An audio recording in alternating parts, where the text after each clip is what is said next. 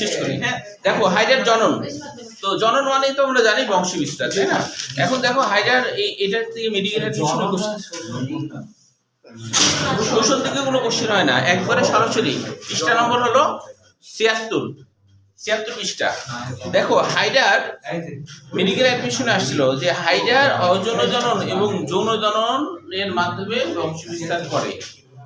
মানে হাইডার হচ্ছে দুইটা জনন, একটা হলো অযৌন জনন আর একটা হলো যৌন জনন, এই দুই ভাগে বংশ বিস্তার করে। মেডিকেল অ্যাডমিশনে 15 সালে আসছিল, একটু লিখে নাও।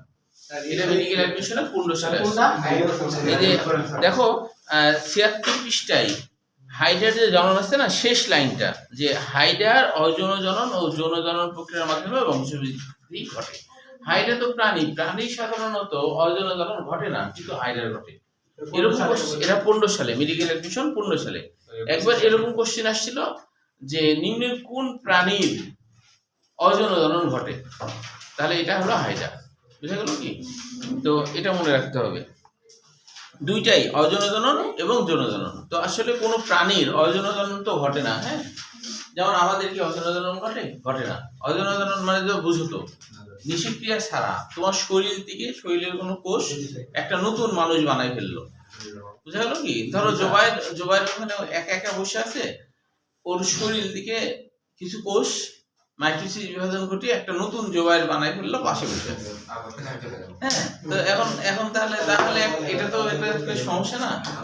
ও যখন বাসায় ঢুকবে তখন দুই জোবাইর একসাথে ঢুকবে, তখন তো আব্বা মা বলবে যে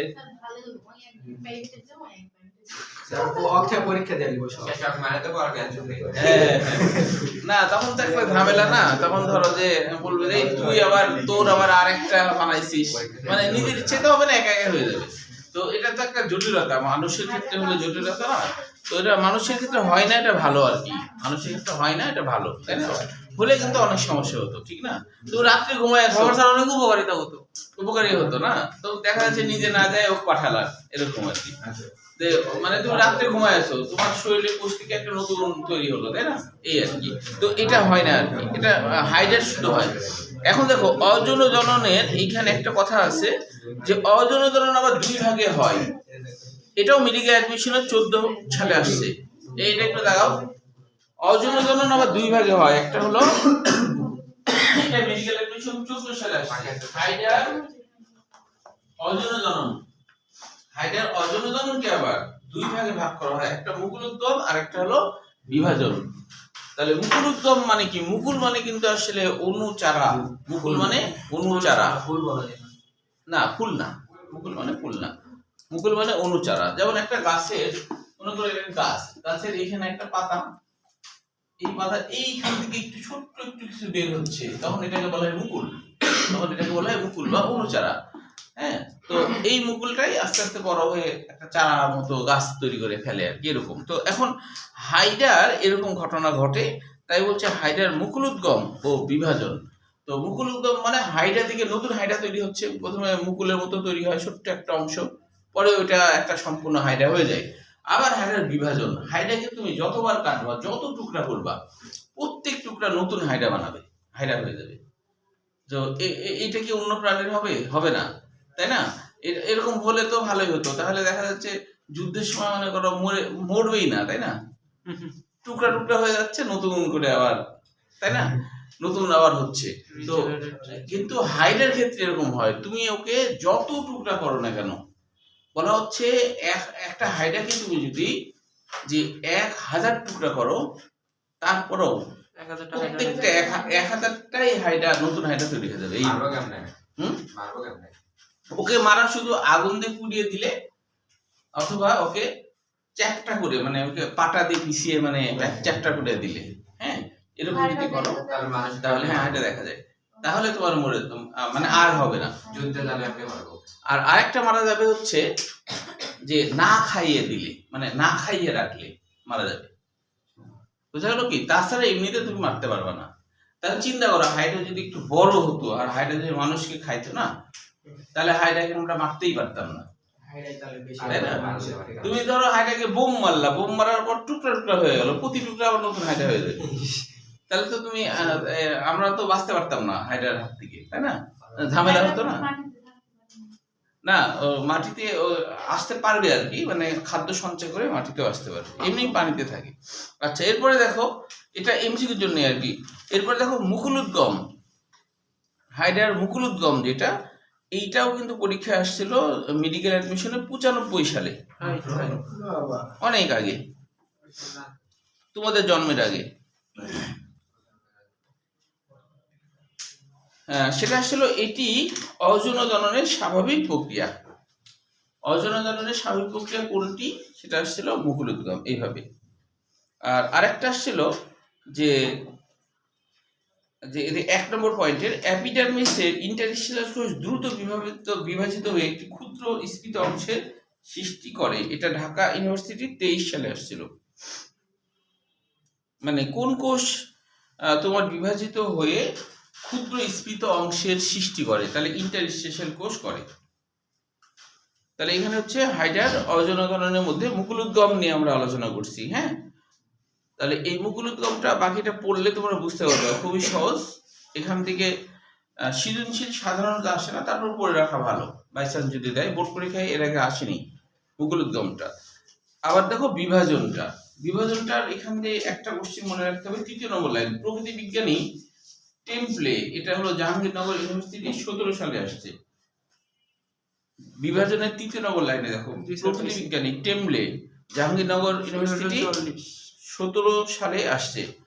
তিনি হচ্ছে হাইড্রার পুনরুৎপত্তির ক্ষমতার কথা উল্লেখ করেন। মানে কোন বিজ্ঞানে হাইড্রার পুনরুৎপত্তির ক্ষমতার কথা বলেন, এটা আসছিল। ঠিক আছে, এটুকু। এখন দেখো, হ্যাঁ সিকিউ কখনো আসেনি, কিন্তু তারপর পড়ে রাখবা সিকিউ হিসেবে। হ্যাঁ, আচ্ছা, এখন দেখো হাইড্রাকে যদি অনুদৈর্ঘ্য বরাবর বিভাজন করা যায়, তারপরেও হাইড্রা, নতুন হাইড্রা তৈরি হবে। আবার হাইড্রাকে যদি অনুপ্রস্থ বরাবর বিভাজন করা যায়, মনে করো এটা একটা হাইড্রা, এখন এই হাইড্রাকে তুমি এরকম যদি অনুদৈর্ঘ্য বরাবর বিভাজন করে দাও, তাহলে এ একটা হাইড্রা হবে, একটা হাইড্রা হবে। আবার হাইড্রাকে যদি প্রস্থ বরাবর কেটে ফেলো, ওই অংশ একটা হাইড্রা হবে, এই অংশ একটা হাইড্রা হবে। তো এইভাবে যতবার তুমি অনুদৈর্ঘ্য বরাবর কাটো, অনুদৈর্ঘ্য বরাবর যত টুকরা করবা, প্রত্যেক টুকরা এরকম নতুন হাইড্রা বানাতে পারে আর কি, এই ক্ষমতা হাইড্রার আছে আর কি। হ্যাঁ, তো তাহলে হাইড্রার হচ্ছে, এটার কারণ কি, হাইড্রার মধ্যে যে ইন্টারস্টিশিয়াল কোষ আছে, ওই কোষটা এটা পারে। আমাদের যেমন অস্থিমজ্জা, মানে হাড়ের যে প্রান্ত ভাগ, লম্বা লম্বা হাড়ের যে প্রান্ত ভাগ, এইখানে যে কোষগুলা থাকে, এই কোষগুলাও কিন্তু কিছুটা ইন্টারস্টিশিয়াল কোষের মতো। এই কোষগুলা প্রতিনিয়ত রক্তকণিকা তৈরি করছে। আমাদের রক্ত ধ্বংস হয়ে যাচ্ছে, পুনরায় তৈরি করছে, ধ্বংস হয়ে যাচ্ছে, পুনরায় তৈরি করছে। কিন্তু এই কোষগুলা কিন্তু অন্য অর্গান তৈরি করতে পারে না। যদি এই কোষ যদি কিডনি তৈরি করতে পারতো, লিভার তৈরি করতে পারতো, হার্ট তৈরি করতে পারতো, লাংস তৈরি করতে পারতো, তাহলে কিন্তু মানুষ কখনোই মরতো না। কারণ মানুষ মারা যায় কিন্তু আসলে মানুষের বিভিন্ন অঙ্গ ড্যামেজ হয়ে যায়, এই জন্য মারা যায় শেষ বয়সে। তাহলে যদি এটা তৈরি করা যেত, তাহলে মানুষ কিন্তু অমর হয়ে যেত, মানুষ আর কেউ কখনো মরতো না। তো মারা যায় কেন? কারণ মানুষের মানুষ থাকতে পারবে না। তো মানুষ যদি বেঁচে থাকলে, হ্যাঁ, মানুষ যদি বেশি বছর বেঁচে থাকে, তাহলে নতুন যারা আসবে, তাহলে তো তাদের জায়গা হবে না, তাই না? এখন যদি মনে করো যে 1000 বছর মানুষ যদি বাঁচে, চিন্তা করো, ধরো তোমরা 1000 বছর বাঁচলা, তাহলে তোমার নাতি পুতি, তার নাতি পুতি, তার নাতি পুতি, তার নাতি পুতি তোমাকে তো চিনবি না তুমি। হ্যাঁ, মানে 1000 বছর বাঁচলে মানে 900 বছর বয়সে বাঁচতে দিবা।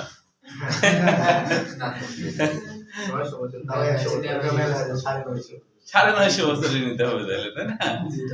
আচ্ছা, হ্যাঁ, আচ্ছা, তখন আর হবে না। তাও বেশি বয়সে তো আবার হয় না। তবে অবশ্য ছেলেদের বয়স কোনো ফ্যাক্টর না, মেয়েদের ক্ষেত্রে বয়স ফ্যাক্টর। হ্যাঁ, মানে একটা ছেলে রেকর্ড করা হয়েছে যে 95 বছর বয়সেও সে আর কি বাচ্চা দিয়েছে। 95 বছর বয়সে 61 বছরের বাচ্চা দিয়েছে। কিন্তু হলো যে মেয়েদের ক্ষেত্রে এটা সম্ভব না। মেয়েদের হচ্ছে সর্বোচ্চ 45 বছর, হ্যাঁ 45 বছর হওয়ার পরে আর বাচ্চা দিতে পারবে না। মানে 45ই ইয়ে, কিন্তু 50 ব্যতিক্রম।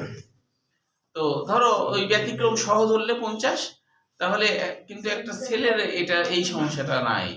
একটা ছেলে 95 বছর বয়সেও সে যদি মনে করে যে আমি একটা মানে বাপ হবো, তাহলে সে একটা ধরো তখন তার 95 বছর মহিলাকে বিয়ে করতে পারবে না, তখন ওই নিচের বয়সে আর কি। হ্যাঁ মানে এরকম ঘটনা ঘটে তো। হ্যাঁ ঘটে মানে স্যার বাংলাদেশে অহরহ ঘটে। আর সবচেয়ে অবাক বিষয়, হ্যাঁ বলো, হ্যাঁ বলো বলো, হ্যাঁ, বলে দিচ্ছি। ও এটা পড়লেই বুঝতে পারবা, সহজ আর কি। হ্যাঁ এটা পড়লে বুঝতে পারবা, ওই কারণে এটা পড়ালাম না। আচ্ছা এখন দেখো যৌন জনন। যৌন জননটা সৃজনশীল হিসেবে আসে না, কিন্তু বুঝতে হবে এখানে একটা গুরুত্বপূর্ণ এমসিকিউ, সেটা হলো যে দ্বিতীয় প্যারায় যৌন প্রজনন সাধারণত শীতকালে ঘটে, এটা আর কি মনে রাখতে হবে। শীতকালে যৌন জনন ঘটে থাকে। আচ্ছা এখানে কি কি বিষয়গুলো লেখা আছে একটু বলে নিই। যে হাইডার কখনো স্বনিষেধ, এই কথা বললে ক্যাপ্টেন পিছে বসতে হবে না, তুমি বুঝতে পারছো না কে কথা বলছে না বলছে। মানে কথা বললে তো তোমার জরিমানা না 5 টাকা তো না। বেশি মনে হয়। হ্যাঁ তো ওই এটা তো মনে রাখতে হবে। হ্যাঁ তো এই জন্য কে কথা বলছে খেয়াল করে কথা বলো, কারণ আমি তো বলেছি কথা বলা যাবে, তবে আমাকে থামিয়ে। কথা বলা যাবে তো, কিন্তু আমাকে থামিয়ে যে স্যার আমার খুব না, তাও যদি খুব ইচ্ছা করে কথা বলতে, তাহলে আমাকে থামাতে হবে, বলতে হবে স্যার আমার খুবই কথা বলতে ইচ্ছা করছে, আপনি 1 মিনিট আর কি থামেন, এইটা তাদের পরে ওদেরটা শেষ করে দাও। হ্যাঁ শেষ করতে হবে। হ্যাঁ আচ্ছা এখন দেখো এখানে কি কি বিষয় লেখা আছে একটু বলি।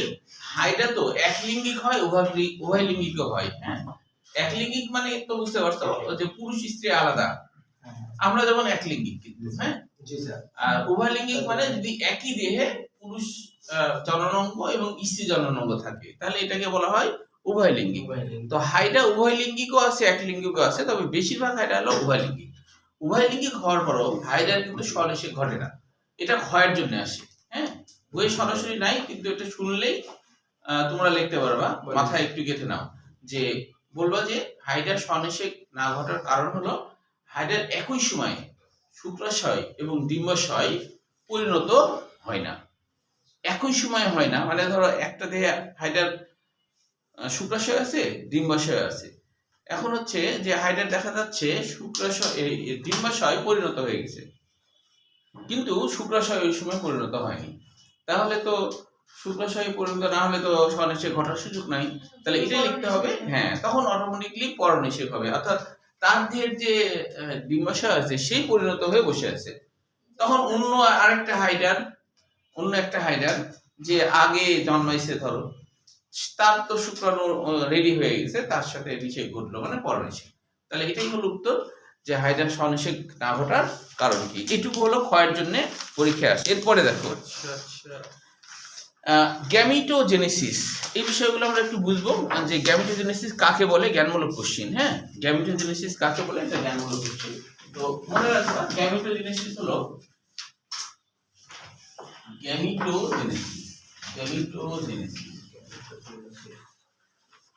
গ্যামিটোজেনেসিস মনে রাখবা, এই যে গ্যামিট মানে হলো জনন কোষ, গ্যামিট মানে জনন কোষ। আর এই জনন কোষের মধ্যে দুটাই আছে। হ্যাঁ জনন কোষ আবার 2 রকমের হয়, একটা হলো শুক্রাণু আর একটা হলো ডিম্বাণু। একটা হলো শুক্রাণু আর একটা হলো ডিম্বাণু, শুক্রাণু আর ডিম্বাণু। তো জনন কোষকে গ্যামিটও বলা হয়, জনন কোষকে ইংরেজিতে বলা হয় গ্যামিট। জনন কোষকে ইংরেজিতে বলা হয় গ্যামিট। তো তাহলে গ্যামিট আর জেনে মানে তৈরির প্রক্রিয়া। এই যে জেনে আছে না, এই জেনে মানে তৈরির প্রক্রিয়া। জেনে মানে কি তৈরির প্রক্রিয়া, জেনে মানে তৈরির প্রক্রিয়া। আর সিস মানে কি পদ্ধতি, সিস মানে হলো পদ্ধতি। তার মানে জনন কোষ তৈরির প্রক্রিয়াকে গ্যামেটোজেনেসিস বলে। সহজ কথা, তোমার মুখস্থ করা লাগবে না। তুমি কি লিখবা, গ্যামেটোজেনেসিস কাকে বলে, তুমি লিখবা জনন কোষ তৈরির প্রক্রিয়া বা গ্যামেট তৈরির প্রক্রিয়াকে বলা হয় গ্যামেটোজেনেসিস। খালি বাংলাটা একটু মনে রাখলে কিন্তু হয়ে গেল, তাই না? মুখস্থ করতে হবে, খালি বাংলাটা মনে রাখবা। গ্যামিটোজেনেসিস, গ্যামিট মানে হলো জননকোষ, জননকোষ বলতে দুটোই বোঝায়, শুক্রাণু এবং ডিম্বাণু। জেনে মানে তৈরির প্রক্রিয়া, জেনে মানে তৈরির প্রক্রিয়া, সিস মানে পদ্ধতি। তাহলে গ্যামিট তৈরির প্রক্রিয়াকেই বলা হয়, প্রক্রিয়াকে বলা হয় গ্যামিটোজেনেসিস। বা শেষ গ্যামিটোজেনেসিসের ব্যাপারটা। এখন দেখো, এটা সৃজনশীল হিসেবে আসে না, কিন্তু বুঝতে হবে। হ্যাঁ, যে প্রথম কথা হলো যে হাইডার দেহে তো ইন্টারস্টিশিয়াল কোষ আছে বাইরের দিকে এপিডার্মিসে, তাই না? তো যখন হচ্ছে যে ইন্টারস্টিশিয়াল কোষ আকৃতিতে বড় হয়ে তৈরি করে এক ধরনের কোষ, যেই কোষের নাম আকৃতিতে বড় হয়ে এক ধরনের কোষ তৈরি করলো, যার নাম হলো স্পারমাটোগোনিয়া, যার নাম হলো স্পারমাটোগোনিয়া। এটার নাম ধরো স্পারমাটোগোনিয়া। আকৃতিতে বড় হয়ে তৈরি হয় ইন্টারস্টিশিয়াল কোষ, আকৃতিতে বড় হয়, যখন বড় হয় তখন নাম হয় স্পারমাটোগোনিয়া। স্পারমাটোগোনিয়া এর বাংলা লিখছি, কিন্তু আগে দেখো, স্পার্ম মানে হলো শুক্রাণু, শুক্রাণু। তাহলে গোনিয়া মানে কি? দেখো, এটা আমি লিখে রাখছি বাংলাটা, শুক্রাণু উৎপাদক কোষ। গোনিয়া মানে শুক্রাণু তৈরিকারী কোষ, শুক্রাণু তৈরিকারী কোষ। এটা কিন্তু শুক্রাণু হয়নি, তবে শুক্রাণু তৈরিকারী কোষ তৈরি হলো। এরপরে এইটা মাইটোসিস বিভাজন ঘটাবে, মাইটোসিস বিভাজন তো 2n এভাবে করে মাইটোসিস বিভাজন ঘটাবে। মাইটোসিস অনেক হবে, হ্যাঁ, এভাবে অনেক হয়ে গেল, 2n হয়ে অনেক হয়ে গেল। যখন অনেক হয়ে যায়, অনেক হয়ে গেছে, অনেকগুলো স্পারমাটোগোনিয়া হয়েছে, এর মধ্যে থেকে আবার একটা কোষ আকৃতিতে বেশি বড় হয়ে গেল, তখন এর নাম হলো স্পারমাটোসাইট।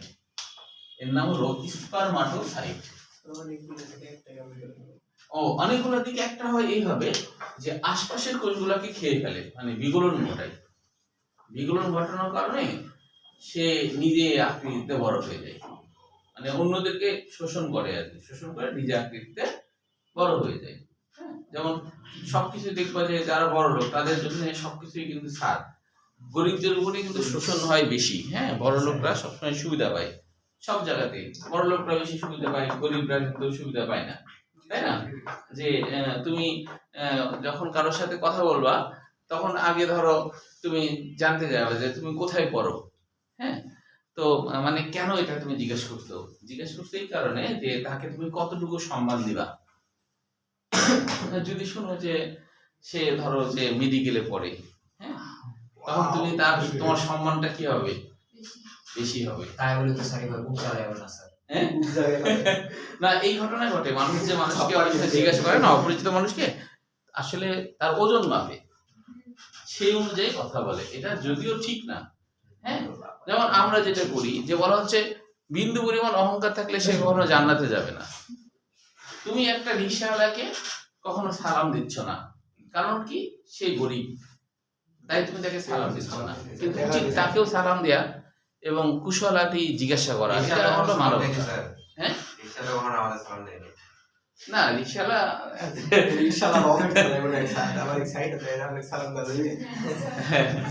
না, ও দিল না, ওর অপরাধ। সালাম না দিলেও ঠিক আছে স্যার, খারাপ ব্যবহার তো করে। হ্যাঁ, ভালো ব্যবহার করতে হবে। আপনি করে কথা বলতে হবে, তোমার বড়, তুমি আপনি করে কথা বলবা। যদি তুমি করে বলো, হ্যাঁ হ্যাঁ, অবশ্যই রিকশাওয়ালারা এই কথা বলে, মামা দামা না। হ্যাঁ হ্যাঁ, ঠিক আছে। ওই যে মনে আছে যে আমরা ছাত্র জীবনে হেঁটে যাচ্ছি, কোথায় জানো, একটা রিকশাওয়ালা বলছে যে যাবা নাকি? তা আমার এক বন্ধু বলছে যাচ্ছি তো, মানে হাঁটে যাচ্ছে। আচ্ছা, তাহলে এখন বড় হয়ে গেল কেন? এদের খেয়ে দিয়ে বড় হয়েছে। যখন বড় হয়ে গেছে তখন এর নাম স্পারমাটোসাইট। সাইট মানে কোষ,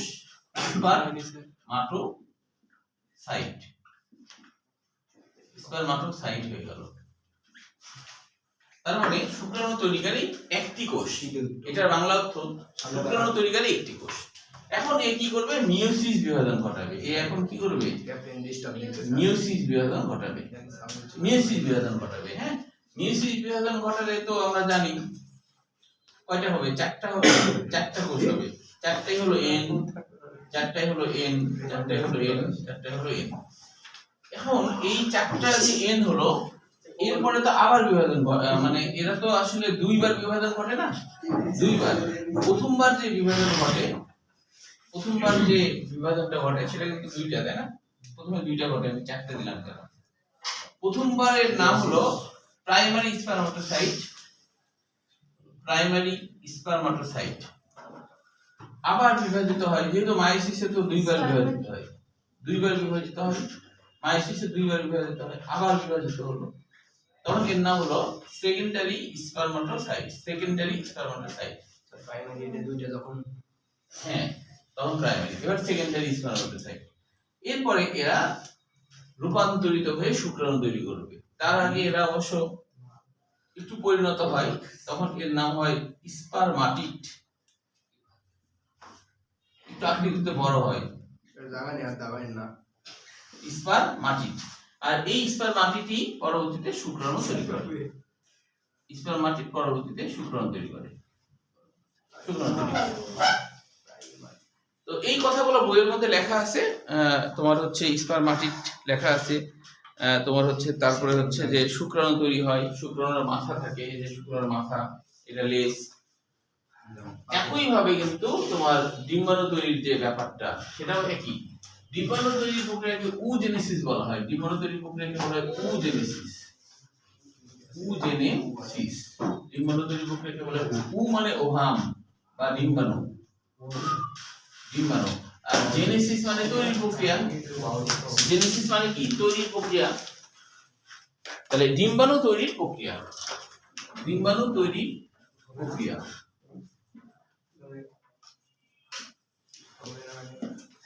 ডিম্বাণু তৈরির প্রক্রিয়া, ডিম্বাণু তৈরির প্রক্রিয়া। তাহলে উজেনেসিস। তাহলে এই ডিম্বাণু তৈরির প্রক্রিয়ার ক্ষেত্রে একই, ইন্টারস্টিশিয়াল কোষ প্রথমে আকৃতিতে বড় হয়ে একটা কোষ তৈরি করলো, ওই কোষের নাম হলো উগোনিয়া। আগের মতো, আগে ছিল স্পারমাটোগোনিয়া, এবার হবে উগোনিয়া। উগোনিয়া তৈরি করলো, উগোনিয়া তৈরি করলো। এখন এইটা মাইটোসিস বিভাজনের মাধ্যমে অনেক হয়ে গেছে, অনেক হয়ে গেছে মাইটোসিস বিভাজনের মাধ্যমে, অনেকগুলা হলো, অনেকগুলা হলো। হ্যাঁ, অনেকগুলা যখন হয়ে যায় তখন এর নাম হয় উসাইট, উসাইট। আর এই উসাইট কি করবে, যে এর মধ্যে থেকে একটা কোষ সবাইকে খেয়ে দিয়ে আকৃতিতে অনেক বড় হয়ে যাবে, আকৃতিতে অনেক বড় হয়ে যাবে। আকৃতিতে বড় হয়ে গেলে তখন এদেরকে, আকৃতিতে বড় হয়ে গেলে কথা বলেছে, এই কথা বললো না, আকৃতিতে বড় হলে এর নাম হলো প্রাথমিক জনন কোষ, প্রাথমিক জনন কোষও বলা হয়, প্রাথমিক জনন কোষ। এদের আবার মিয়োসিস হবে। এই মিয়োসিসে কিন্তু একটা কাহিনী হয়, মিয়োসিসে দেখা যায় যে এখানে প্রথমে হলো একটা কোষ বড় হয় আর বাকি সবাই কিন্তু ছোট হবে। হ্যাঁ, যেমন এটা ছোট হলো, এরপরে আবার বিভাজনে একটা বড় হলো, আবার এটা কিন্তু ছোট হবে, এই তো ছোটর দিকে ছোটই হবে। এই ছোটগুলাকে বলা হয় পোলার বডি। ছোটগুলোকে বলা হয়, কেন বলা হয় পোলার বডি? কারণ প্রান্তীয় দিক থেকে কিন্তু এর বিভাজন ঘটে, মানে এইখান থেকে বিভাজন ঘটে, ধরো যে এই জায়গা থেকে বিভাজন ঘটে, তাহলে একটা ছোট হবে একটা বড় হবে। পোলার মানে প্রান্তীয় দিক থেকে হওয়া, পোলার মানে প্রান্তীয় দিক থেকে হওয়া। তাহলে এরা হলো পোলার বডি। এইটা হলো সত্যিকারের যে ডিম্বাণু তৈরিকারী কোষ, যাকে বলা হয় উটিট, যাকে বলা হয় উটিট। আর ওগুলোর আগে ও কোথায় গেল প্রাথমিক? আচ্ছা, এই উসাইট যারা, উসাইটের মধ্যে থেকে যে চাকরিতে বড় হয়ে যায় তার নাম হয় প্রাথমিক জনন মাতৃকোষ। এটার নাম উ হলো কেন? উ মানে ওভাম, ওভাম মানে ডিম্বাণু। ও স্যার, উগোনিয়াটা স্যার মাইটোসিস বিভাজন হয়েছে না? হ্যাঁ হ্যাঁ, মাইটোসিস। কিন্তু স্যার হচ্ছে পোলার বডি এবং ওটিতে স্যার ভাগ হয়ে যাওয়ার পর তো মিয়োসিসে। হ্যাঁ অবশ্যই, এটা তো মিয়োসিস, এইটা কিন্তু মিয়োসিস, এটা হলো মিয়োসিস। আর উপরের দিকে সবই হচ্ছে মাইটোসিস, উপরের দিকে সব মাইটোসিস। তাহলে এখন এই উটিটাই পরিণত হবে হয়ে ডিম্বাণু তৈরি করবে। ডিম্বাণু তৈরি করলে এখন হচ্ছে শুক্রাণু হাইডা থেকে শুক্রাণু বের হয়ে সাঁতার কাটবে। 24 ঘন্টা থেকে 48 ঘন্টা সাঁতার কাটার পর যদি তারা সাঁতারটা কাটবে মিলিত হতে না পারে, হ্যাঁ, সাঁতারটা কোথায় কাটবে? পানিতে সাঁতার কাটবে, কারণ এটা পানিতে থাকে। তো সাঁতার কাটবে মূলত ওই যে খুঁজবে, ডিম্বাণুকে খুঁজবে। এখন দেখা গেল যে সাঁতার কেটে ডিম্বাণুকে খুঁজতে খুঁজতে পাইলো না, 24 থেকে 48 ঘন্টার মধ্যে সে ধরো ইয়ে করতে পারলো না, মানে পাইলো না। না পাইলে কিন্তু মারা যাবে। যেমন তোমাদের নির্দিষ্ট সময় পার হলে তোমরা ক্যারিয়ার আর তৈরি করতে পারবে না। তোমাদের নির্দিষ্ট সময় পার হয়ে গেলে ক্যারিয়ার তৈরি করতে পারবে না। তোমাদেরও কিন্তু একই কাহিনী, ক্যারিয়ার তৈরি করতে না পারলে বিয়েও কিন্তু করা তোমাদের জন্য ঝামেলা কর। বুঝতে পারছো? বিয়ে করা ঝামেলা কর। তোমারও এক সময় ক্যারিয়ার তৈরি করতে পারোনি, বেশি বয়স হয়ে গেছে, তখন তো তোমার বিয়ে অনেকে করতে চাইবে না। মেয়েদের ক্ষেত্রেও তাই, একটা নির্দিষ্ট সময় তাই না অনেক ক্যারিয়ারের আগে ক্যারিয়ার আগে বিয়ে হয়ে যায়। ক্যারিয়ারের কথা তো স্যার ওরা ভাবেই না। এতদিন ঠিক আছে ঘরের উপরে না এখনকার মেয়েরা ভাবে। এখন আমারই তো অনেক স্টুডেন্ট মেয়ে আছে যারা ডিএমসি তে পড়ে, তার মানে কি যে কত ভালো ক্যারিয়ার পাইছে। আমার অনেক ফ্রেন্ড আছে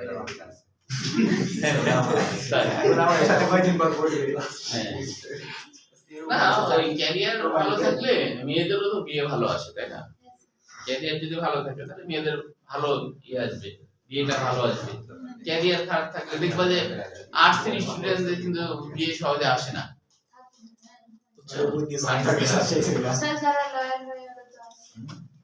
হ্যাঁ, ওটা একটু দাম আলাদা,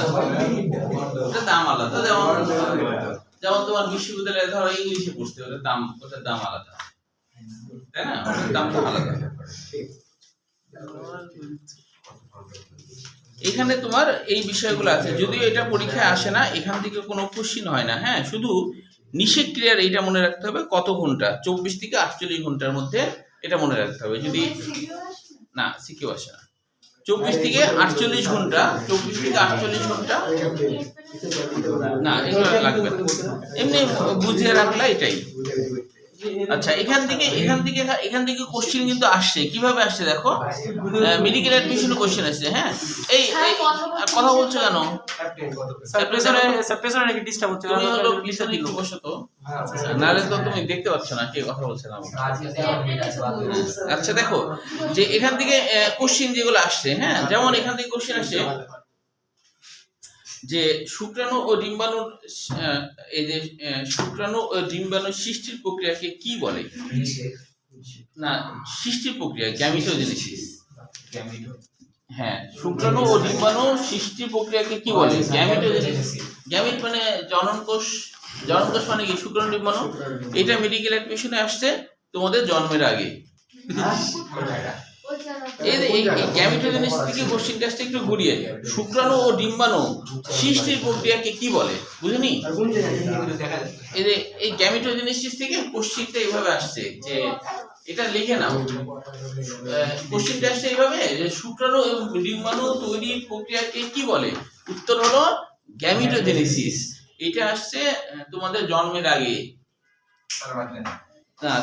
তাহলে এই পর্যন্ত আসেনি, যেহেতু আমাদের বেলাতেও আসবে ইনশাআল্লাহ। হ্যাঁ, না, স্পারমাটোজেনেসিস মানে শুধু শুক্রাণু। স্পারমাটোজেনেসিস মানে স্পার্ম মানে শুক্রাণু, আর গ্যামিটোজেনেসিস মানে শুক্রাণু এবং ডিম্বাণু দুটোই বোঝায়। না বুঝলে আমাকে বলো কোশ্চেনটা কি তোমার? গ্যামিটোজেনেসিস মানে কি? শুক্রাণু এবং ডিম্বাণু দুটোই। আর স্পারমাটোজেনেসিস, স্পার্ম মানে শুক্রাণু, শুধু শুক্রাণু। গ্যামিটোজেনেসিস শুক্রাণু ডিম্বাণু তৈরির প্রক্রিয়াকে কি বলে? শুধু শুক্রাণু তৈরির প্রক্রিয়া বলেনি তো, দুইটা একসাথে। আচ্ছা,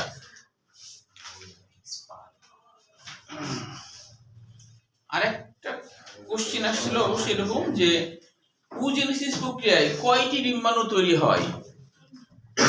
একটা, তিনটা যে পোলার বডি হয় যে, হ্যাঁ হ্যাঁ, তাহলে এটা আসছিল। দেখো এটা হচ্ছে, এটাও মেডিকেল অ্যাডমিশনে 16 সালে আসছে। মানে সরাসরি তো এখানে কোশ্চিন না, এটা লিখে নিতে হবে। মানে ওজেনেসিস প্রক্রিয়ায় কয়টা ডিম্বাণু তৈরি হয়? একটি বড় একটা না, তিনটা তো পোলার বডি, ওটা তো ডিম্বাণু না, ওটা তো নষ্ট হয়ে যায়। তাহলে একটা হয় না, একটা হয়, এটা আসছিল। হ্যাঁ আসি, হ্যাঁ তাহলে ওখানেই তাকায় রাখো। আর নিষেকের ক্ষেত্রে 24 থেকে 48 ঘন্টার মধ্যে এটা মনে রাখতে হবে শুধু। হ্যাঁ আচ্ছা, পরিস্ফুটন থেকেও কোনো সৃজনশীল কোশ্চিন হয় না বা এমসিকিউ হয় না, তবে এমনি বুঝে রাখো। হ্যাঁ পরিস্ফুটনে দেখো, ছবির দিকে একটু তাকাও। ছবিতে দেখো জাইগোট, দেখো 1 নম্বর পয়েন্ট জাইগোট আসে না, কিন্তু বুঝে রাখতে হবে। 1 নম্বর পয়েন্ট কি? জাইগোট। আমরা জানি জাইগোটের বিভাজন হওয়াটাই হলো ক্লিভেজ। ক্লিভেজ মানে তো বিভাজন, হ্যাঁ, বা ভাঁজ। ক্লিভেজ মানে ভাঁজ বোঝায়, সমানভাবে ভাঁজ হওয়া। ক্লিভেজ মানে যে খাস বলে, কিন্তু ক্লিভেজ মানে, হ্যাঁ তো এইভাবে করে যখন এদের বিভাজন হচ্ছে, একটা খাস তৈরি হচ্ছে। তো এই যে প্রথমে যে খাস তৈরি হয়, পরে বিভাজন হয়ে যায়, তো এই জন্য এটাকে বলা হয় ক্লিভেজ। ক্লিভেজ মানে খাস, ক্লিভেজ মানে খাস। তো এই ক্লিভেজ হলো যে জাইগোটের বিভাজন হলো, এটা ক্লিভেজ। দুইটা কোষ হলো, দুইটা কোষ হলে ক্লিভেজে যে দুইটা কোষ হলো, এই এক একটা কোষকে বলা হয় ব্লাস্টোমিয়ার। কেন বলা হয় ব্লাস্ট মানে অপরিণত কোষ, ব্লাস্ট মানে অপরিণত কোষ, মিয়ার মানে অংশ, অপরিণত কোষের অংশ। মরুলার বাংলা অর্থ কি? মরুলার বাংলা অর্থ হলো আঙ্গুরের থোকা। মরুলার বাংলা অর্থ হলো আঙ্গুরের থোকা। এখানে যদিও মরুলার ছবি দেয়নি। মরুলা হলো এরকম হয় যে যখন অনেকগুলো কোষ হয়ে এরকম গুচ্ছ তৈরি করে, তখন এর নাম হয় মরুলা। মরুলার বাংলা অর্থ আঙ্গুরের থোকা। আঙ্গুরের থোকার মতো অনেক হয়েছে। হ্যাঁ এটার আরেকটা বাংলা আছে মুড়ির মোয়া। মুড়ির মোয়া, মুড়ির মোয়া খাইছে না? হ্যাঁ ওই যে অনেকগুলো একসাথে থাকে না, তো মরুলা হলো এরকম। মরুলা হলো এরকম। তো এখন এখানে মরুলার ছবি দেয়নি আর কি। হ্যাঁ আচ্ছা, মরুলার পরে তারপরে দেখো ব্লাস্টুলা হয়েছে। ব্লাস্টুলা মানে হলো অপরিণত কোষের রিং। অপরিণত কোষের রিং, অপরিণত কোষগুলো একটা রিং তৈরি করছে। তারপরেই প্রাথমিক গ্যাস্টুলা। গ্যাস্টুলা বলতে কিন্তু বুঝাই কি? ভ্রূণ বুঝাই। গ্যাস্টুলা মানে ভ্রূণ। যখন ভ্রূণ, প্রাথমিক ভ্রূণ তৈরি হয়ে গেছে। ভ্রূণ হচ্ছে কি? ভ্রূণ হচ্ছে ভবিষ্যৎ জীবের একটা নকশা, যে ভবিষ্যৎ জীবটা কেমন হবে সেটাকে বলা হয় ভ্রূণ। তারপরে পরিণত গ্যাস্ট্রোলা হয়ে গেছে, মানে পরিণত ভ্রূণ তৈরি হয়ে গেছে। আর পরিণত ভ্রূণে তো অবশ্যই একটোডাম, অ্যান্ডোডাম থাকবে, মাঝে মেসোগ্লিয়া থাকবে। এর বাইরে একটা শক্ত আবরণ তৈরি হয়ে যায়। এই শক্ত আবরণ সহ পানির মধ্যে চলে যায়। হ্যাঁ হ্যাঁ হ্যাঁ তারপরে পানিতে নিচে চলে যায়, বিশ্রামরত অবস্থায় থাকে। পরবর্তীতে বাইরের প্রাচীর ভেদ করে দেখো ছোট্ট হাইডা বের হয় যখন, তার নাম হাইডুলা। শিশু হাইডাকে বলা হয় হাইডুলা। পরে সম্পূর্ণ হাইডা তৈরি হয়ে যায়। ছবি বুঝে রাখলা, কিন্তু এখান থেকে কোনো কোশ্চিন হয় না। হাইডার পুনরুৎপত্তি যেটা আগেই হয়ে গেছে, এখান থেকে কোনো কোশ্চিন নাই। তবে হাইডার শ্রম বন্টন এটা গুরুত্বপূর্ণ সৃজনশীল। হাইডার শ্রম বন্টন এটা গুরুত্বপূর্ণ সৃজনশীল। হাইডার শ্রম বন্টন। পরীক্ষার ক্ষেত্রে আর নামে কি কোনো কিছু আছে? আর হ্যাঁ কি? আর দিয়ে আর দিয়ে পরীক্ষা? এখানে আর লেখা আছে, কারণ সেটা পড়েছিল। কোথায় যেন আর লেখা আছে বলো? আর কোথায় কত নম্বর পৃষ্ঠায় আর লেখা আছে? আচ্ছা ঠিক আছে। তাহলে হাইডার শ্রম বন্টন দেখো, এটা খুবই সোজা। শ্রম বন্টন মানে হাইডার পেশিয়াবনী কোষ, সে তো কোনো একটা কাজ করতে, তাই না? সংকোচন প্রসারণ করতে। তাহলে এটা একটা শ্রম, এটা একটা কাজ। তো ওটাই বলছে হাইডার বিভিন্ন কোষ বিভিন্ন কাজ করে, ওটাই হলো শ্রম বন্টন। ইন্টারস্টিশিয়াল কোষ যে কোনো কোষে পরিণত হচ্ছে। নিউরোথাইট কোষ যে হচ্ছে যে শিকার ধরার কাজ করছে, আত্মরক্ষার কাজ করছে। এটা আসছিল ঢাকা ইউনিভার্সিটি 23 সালে, আর জাহাঙ্গীরনগর ইউনিভার্সিটি 23 সালে। আগেই তো জেনেছো এটা। আচ্ছা, তাহলে এখানে সব কোষই কিন্তু কাজ করছে। একটা গেল কোষ ভিত্তিক শ্রম বন্টন, আর একটা হলো আঙ্গিক শ্রম বন্টন। মুখ ছিদ্র দিয়ে খাদ্য গ্রহণ করছে, তাই না? বিভিন্ন বজ্র পদার্থ নিষ্কাশনেও দায়িত্ব পালন করছে। কোষিকা দিয়ে শিকার ধরার কাজ করছে। সিলেন্টেরন এটা তো পরিপাক ও পরিবহন সংবহন করছে। অ্যাপিডার্মিস বাইরের দিকে যেতে থাকে। মেসোগুলা কি করে সেটা তো জানোই। গ্যাস্ট্রোডার্মিস মানে কি? ওই সিলেন্টেরন তৈরি করছে। গ্যাস্ট্রোডার্মিস দিয়ে, গ্যাস্ট্রো মানে পরিপাক নালী, গ্যাস্ট্রো মানে পরিপাক নালী। দেহকাণ্ড জননাঙ্গ এবং মুকুল ধারণ করে, পাদচাকতি, তার মানে কোনো বস্তুর সাথে আটকে থাকতে সাহায্য করে। এই সবটাই কিন্তু সৃজনশীলের জন্য লিখতে হবে। তবে এখানে কিন্তু সৃজনশীলের জন্য সবগুলা লিখতে হবে না, 5টা 5টা করে লিখতে হবে, তাহলে যথেষ্ট। 5টা 5টা 10টা, 4 মার্কের আসলে 5টা 10টা দিবা, তাহলেই ফুল মার্ক পাওয়া যাবে। মিথজীবিতার দিকে অনেক কোশ্চেন আসছে। হ্যাঁ, সিকিউ, মিথজীবিতার সিকিউ, হাইডার শ্রম মন্ত্রণ সিকিউ। মিথজীবিতার দিকে অনেক কোশ্চেন আসছে যে মিথজীবিতা কাকে বলে। মিথজীবিতা কাকে বলে? মিথজীবিতা তো জানো, তাই না? দুটো জীব একসাথে বাস করবে, করে কেউ কারো অপকার করবে না, উভয়ের উপকার করবে, তাহলে এটাকে বলা হয় মিথজীবী, তাই না? এটা তো জানোই। তাহলে এবার মিথজীবিতা কাকে বলে, আর এই মিথজীবীর এখানে যে উদাহরণগুলো আছে এখান থেকে অনেক কোশ্চেন আসছে। যেমন হলো যে এখান থেকে কোনটা আসছে, যে জগন্নাথ ইউনিভার্সিটি 20 সালে আসছে, ঢাকা ইউনিভার্সিটি 19 সালে আসছে। ঢাকা ইউনিভার্সিটি 19 সালে আসছে। এছাড়া আসছে হলো মেডিকেল অ্যাডমিশনে 19 সালে।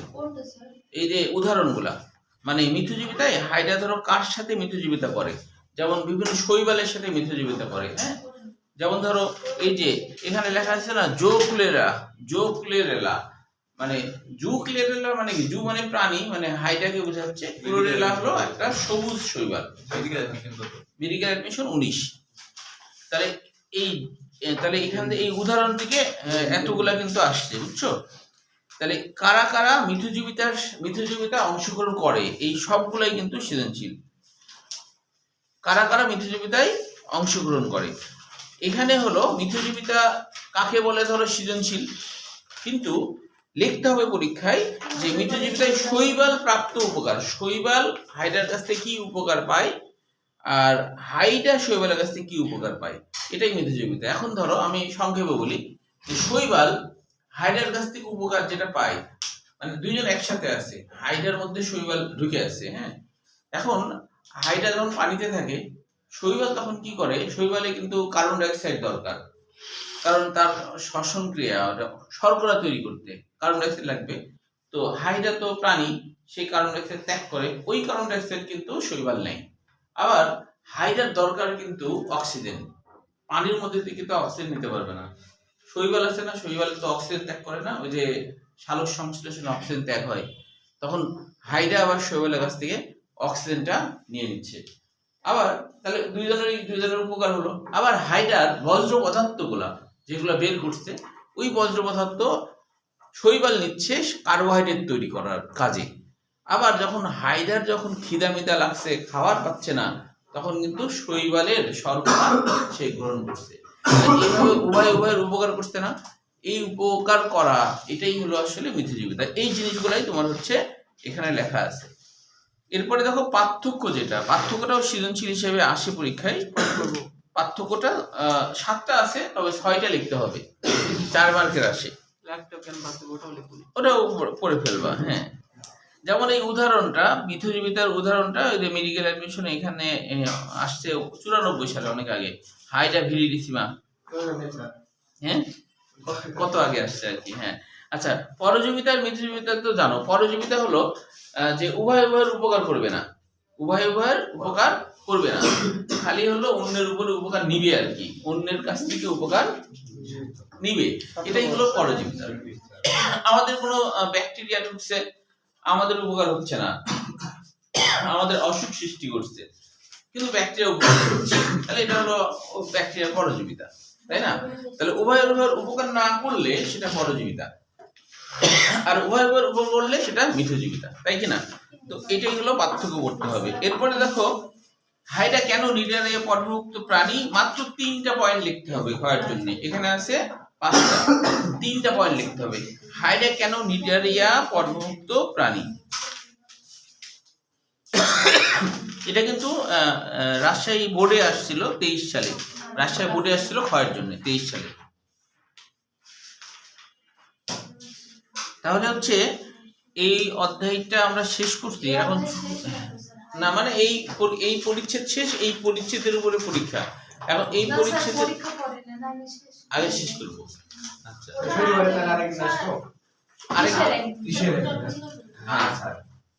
আগে তো কথা বলি, আর এটা পুরো আর